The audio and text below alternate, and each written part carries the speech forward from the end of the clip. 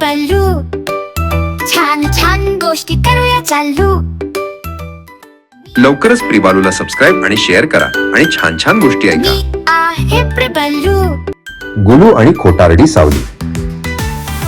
अहो, एकदा काय झालं, एका सुंदर गावाशेजारी हिरवंगर्द जंगल होतं. झाडं झुळझुळ करत होती, पाखरं चिवचिव गात होती. त्या बागेत गुलू नावाची गोजिरी मुलगी उड्या मारत खेळत होती. गुलूची आई आली, गुलूला जवळ घेतलं आणि प्रेमानं म्हणाली, गुलू, नेहमी खरं बोलायचं हं. खरं बोललं की मन हलकं होतं, पण खोटं बोललं की काळी सावली मागे लागते. गुलू खिदळली आणि म्हणाली, अगं आई, मी तर नेहमी खरंच बोलेन, मी कधीच खोटं बोलणार नाही. अचानक काय झालं? अहो, जादू झाली. जमिनीवरून एक जादुई आरसा उगवला. त्यात इंद्रधनुष्याचे खूप सारे रंग चमचमत होते. आणि मग आरशातून एक सुंदर परीबाई बाहेर आल्या. त्यांच्या भोवती तारकांचा प्रकाश लखलखत होता. त्या इतक्या सुंदर होत्या की गुलू थक्क झाली. परी गंभीर आवाजात म्हणाल्या, गुलू, जर खोटं बोललीस तर तुझ्या मागे खोटारडी सावली जन्माला येईल. गुलू हसत म्हणाली, अगं परीबाई, मी इतकी चांगली आहे, मग मी कधीच खोटं बोलणार नाही ना ग. थोड्याच वेळाने गुलूने आईच्या टोपलीत लालचुटूक सफरचंद पाहिली. गोड सुगंधानं तिचं पोट कुरकुरला लागलं. तिनं मनात विचार केला, एक दोन सफरचंद खाल्ली तर आईला कळणार नाही ना. आणि ती चोरून सफरचंद खाऊन टाकली. रस तिच्या गालावर चमकत होता. थोड्या वेळाने आईनं विचारलं, गुलू, माझी सफरचंद कुठं गेली ग? गुलू घाबरली आणि पटकन खोटं बोलली, मी नाही खाल्ली गाई. अचानक जोरात वारा सुटला.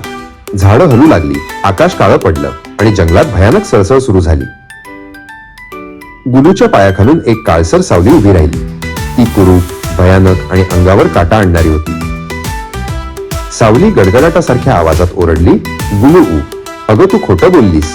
गुलू, तू खोटं बोललीस. गुलू घाबरली आणि धावत सुटली. पण ती सावली तिच्या पावला मागोमाग धावत होती. गुलू झाडामागे लपली, तरीही सावली जोरात ओरडत होती, गुलू खोटारडी आहे, खोटारडी आहे. गुलू, तू खोटं बोललीस. गुलू रडत रडत म्हणाली, मी नाही खोटं बोलणार. परीबाई, मला वाचवा, मला वाचवा. गुलूची अवस्था पाहून परीबाईला दया आली. आरशातून पुन्हा प्रकाश आला आणि त्या बाहेर आल्या. त्या गुलूला म्हणाल्या, गुलू, घाबरू नको. ही सावली तुझ्याच खोट्यामुळे तयार झालीये. जर तिला हरवायचं असेल तर फक्त खरं बोल. गुलूला सगळं समजलं. ती धावत आईकडे गेली आणि तिच्या कुशीत शिरली. गुलू रडत म्हणाली, आई, मी खोटं बोलले ग तुझ्याशी.